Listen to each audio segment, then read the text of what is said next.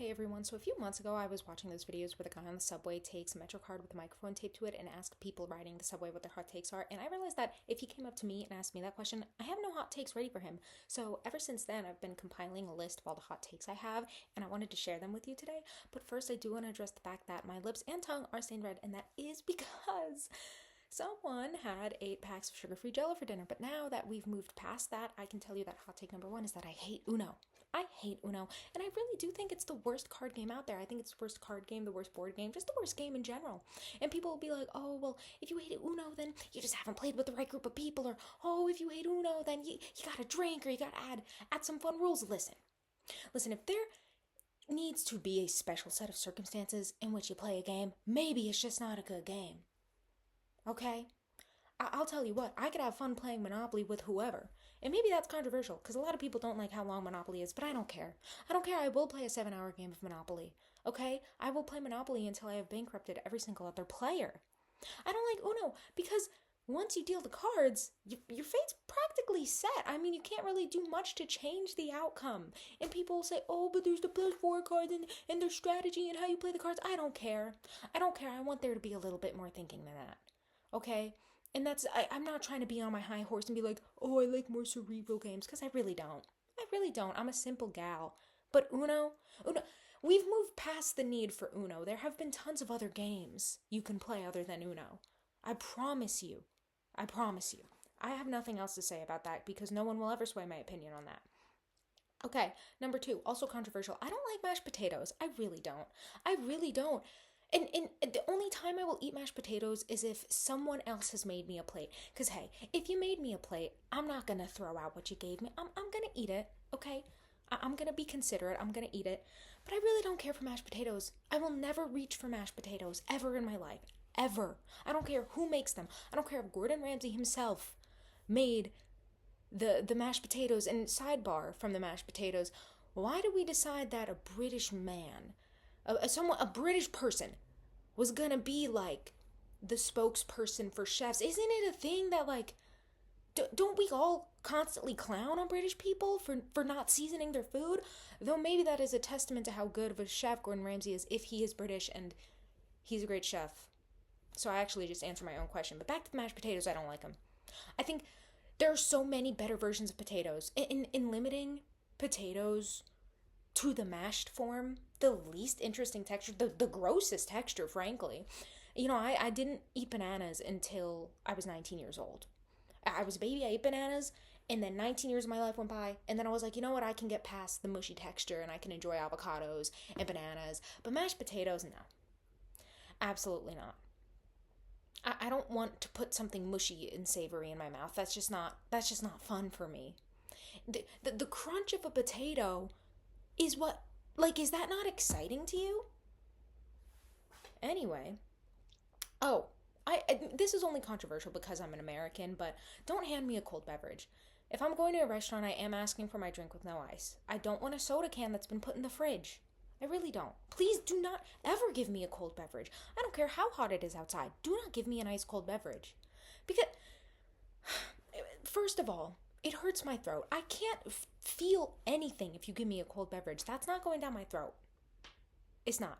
Second of all, it makes your hands cold, because now I gotta carry around this cold drink. I gotta worry about the condensation. Don't even get me started on the cold drink condensation. It's really not worth it. It's really not. Don't give me a cold beverage. Please. Do not give me a cold beverage. Are you crazy? Okay, I think we need to have a vetting process for men who want to grow facial hair, and this is because some men wear the mustache, but for other people, the mustache wears them. Okay, I think there was a ghost in my room that agrees. But if you have facial hair, you need, first of all, you got to figure out if you look good with facial hair or not. And I'm not saying you should do things to look good for other people, but figure out what works for you. Okay, there are some people with crazy beards out there, and it works. There are some people with funny, twirly mustaches and sideburns and just interesting things going on their face, and it works. It works. But some people, they can have the simplest beard, and it's just like, what? You don't even know how to do that. Just shave it. Just shave it. And also, I feel like so many people with facial hair, it's just that can't be hygienic. I promise you, most of the people out there who have facial hair do not have the necessary baseline hygiene skills, hygiene intelligence to be having that. I don't want to see crumbs. I don't want. It's actually going to gross me out if I think about that. Point is, we need a vetting process. If you want to grow facial hair, there's got to be documentation. You got to have references. I'm going to need to see some form of ID or a social security card and a passport if you don't have your driver's license. You know, because there's got to be something going on. I mean paperwork. There needs to be paperwork you can show me if you have facial hair. And the last one, we need to get rid of every single streaming service and bring back cable. Now, I think cable now is really expensive for some reason and not worth it.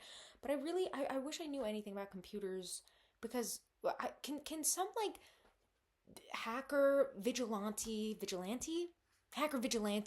can someone do something about the streaming services for a few reasons? One, streaming services are getting way too pushy. They're getting way too, those political cartoons with the robber barons sitting atop a giant pile of cash while they're depicted as a pig. That's what streaming services, that's what these companies are. Because I'm paying you monthly and you're giving me ads? You're telling me after the 30-second long intro for It's Always Sunny in Philadelphia plays, and right after that, right after a minute into the show, I gotta watch an ad? Are you crazy? Are you crazy? What are we doing? And I hate algorithms. I don't want an algorithm to tell me what I'm gonna like. Okay, I miss sitting in front of the TV with the remote. Okay, and not the freaking app on the phone, not the Roku remote, not the Apple TV Fire Stick. Okay, with the clunky remote with the tactile buttons, and scrolling through the channels and having to curate my personality based on what shows were available. I got to choose my taste. Now everyone tells me what I'm supposed to like. How am I supposed to find anything new? How am I supposed to... I don't like streaming services. And also, most of the streaming services are not putting out good shows. Apple TV, they've got Severance. Netflix has, I don't know, they have something. I haven't been on Netflix in ages. Hulu, I don't know what's going on over there. And I don't know. Okay, maybe I sound like a boomer or someone. I don't care. I agree with them on this. I don't want an app. Do not ever make me download an app on my phone, on my evil, harmful device. I don't want any more applications on there than is absolutely necessary. Okay? I want the default apps that come with the phone. I want chess.com. And that's about it. I really don't need any more other apps than that. So don't make me download an app. Don't make me scan a QR code. Just give me back cable. Give me commercial breaks. I would rather have commercial breaks than ads on the freaking streaming services. Because I'm paying you. I'm paying a subscription service, a subscription fee to you. You're supposed to be providing me with goods and services. This is a service that is not good. So what am I even paying for anymore? Okay, I'm paying for sitting in front of the TV for half an hour, finishing my food, and still scrolling through the options. Because even though you have tons of options, even though you're supposed to have them curated for my tastes, how come all of them suck? Hey, how come all of them suck except for Severance on Apple TV? How come all of them are bad besides the shows that I've watched that I started watching before we got streaming services? Okay, what's up with that? And that brings me to another point. Hey, Electric State, have you guys heard about that? The Electric State that went straight to Netflix?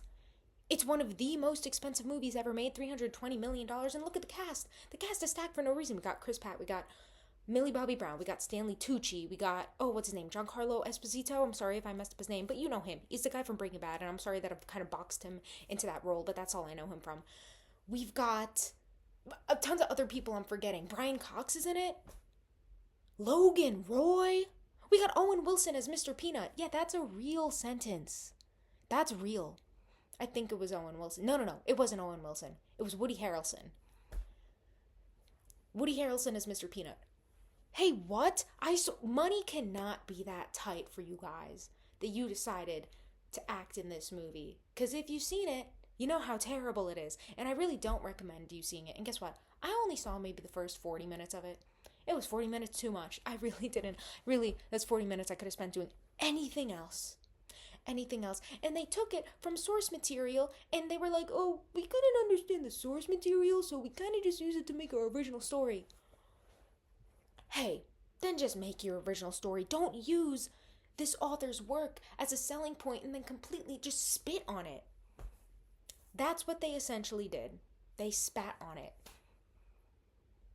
And you know who did it? I'm not even surprised, because you know who did it? The freaking Russo brothers and the guys who wrote the Marvel scripts.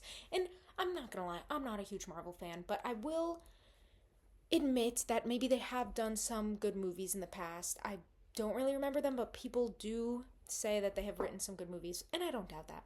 However, the Russo brothers, you know what they've said about their movies? They're not like, oh, we make movies, oh, we make art. You know what they make? They make content in their own words.